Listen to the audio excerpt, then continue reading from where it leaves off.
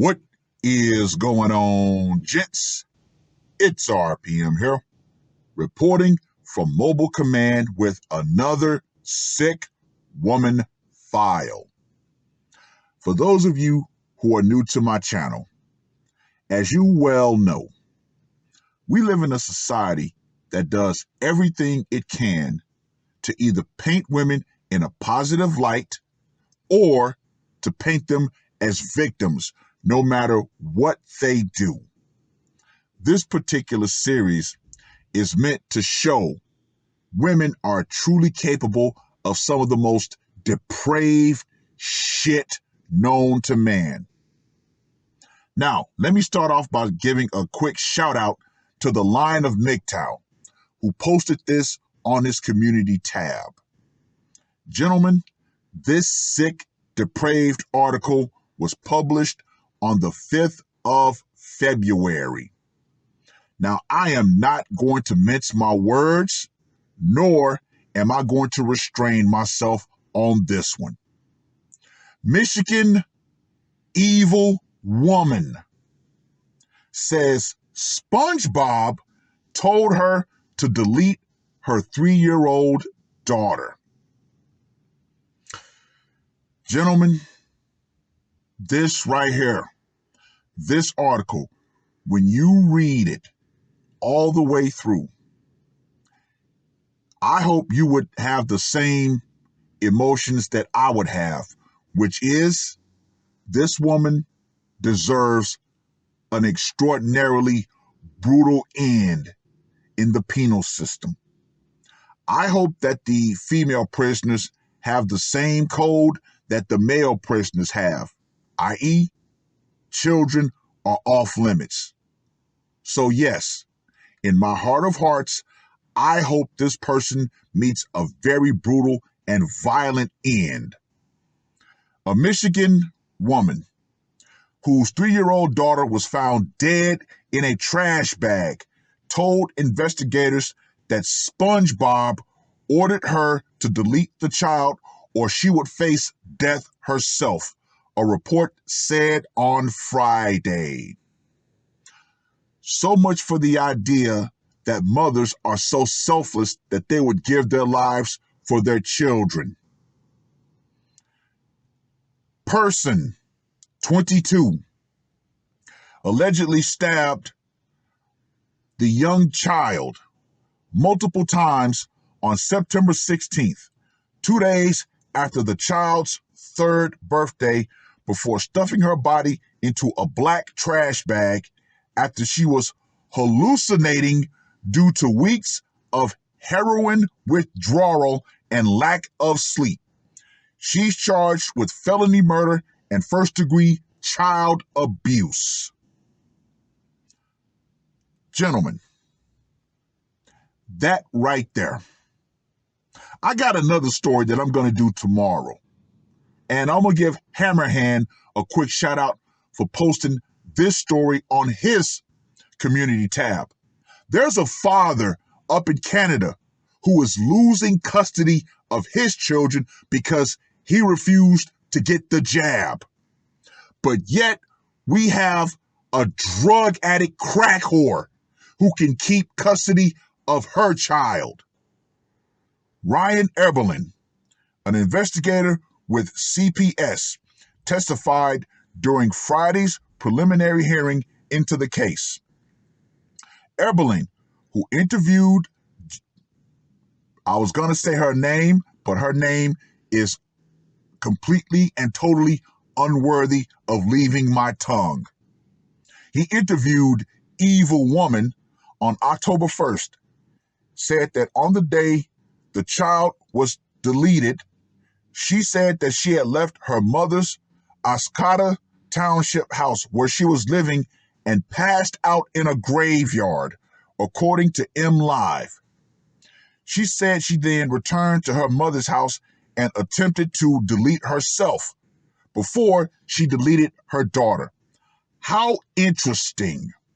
A lot of these evil women in these cases, they always attempt to delete themselves. However, they're always unsuccessful with it. But they make sure to delete the child, no problem. Quote unquote, she told me she didn't remember the specifics of what happened at the time of what she did to the little girl, that she was experiencing hallucinations due to heroin withdrawal and was not sleeping for approximately 2 weeks, Eberlin said.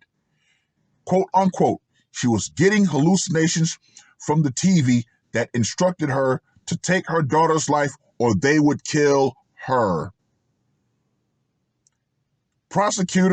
Skipping down, prosecutors asked Judge Christopher Martin to move her case over to circuit court for trial. The request was granted and a pretrial hearing was scheduled for 9:30 on the 28th of February. He ordered her to remain in jail without bond. Quote unquote, my heart goes out to the family who's here, the judge said at the hearing's end. Good luck to you, said person, as your case proceeds. I couldn't even read the full article because the details of what she did to her daughter, yeah, it will definitely make your blood boil. But conveniently placed excuses. Oh, she was a drug addict. Oh, she was going through withdrawal. However, there's one thing that is not mentioned at all. The child's father. How is it that a drug addict can keep custody of her child? What a truly sick, depraved society that we live in. Yeah, drug addict mothers can keep custody of their children, while good, honest fathers fight tooth and nail just to try to get any sort of visitation. But yet, we still think that this society is fair and just.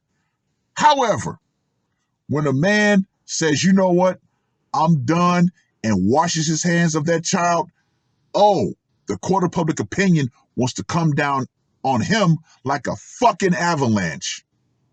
No. Nope. However, I do reserve the right to say this.